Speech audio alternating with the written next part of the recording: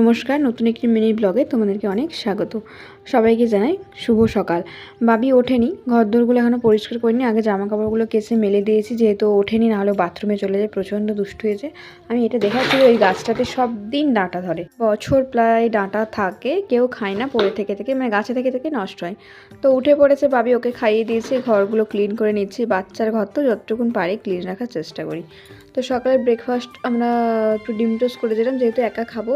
আর রবিবার দিনের ব্লগটা তোমাদের সঙ্গে শেয়ার করছি।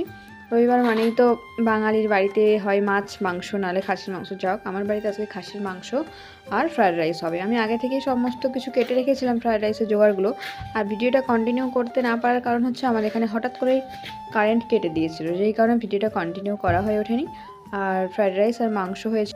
ছোট বাচ্চাকে নিয়ে বাইরের জগৎ একা কাটানো, যারা থাকে তারা অবশ্যই সেটা জানে। আর ছোট বাচ্চাকে নিয়ে অনেকে ভাবে যে ভিডিও করছে, আনন্দে আছে, কিন্তু তা নয়। সমস্ত কিছু সেরে, কাজ সেরে একটু টাইম পেলে ভিডিও করি।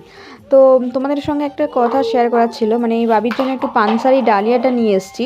তো ওটা কেমন হবে একটু আমাকে কমেন্ট করে জানাবে। আর ও যেহেতু এই প্রথম খাচ্ছে, তো একটু দুদিন খেতে চাইছে না, 2-3 দিন ধরে খাওয়াচ্ছে, ও খেতে চাইছে না, তো সেই জন্য তোমাদেরকে একটু জিজ্ঞাসা করলাম যে এটা ভালো তো বাচ্চাদের পক্ষে। আর ভিডিওটা কেমন লাগলো অবশ্যই জানাবে, ভালো লাগলে অবশ্যই লাইক, শেয়ার, কমেন্ট, সাবস্ক্রাইব করবে। টাটা।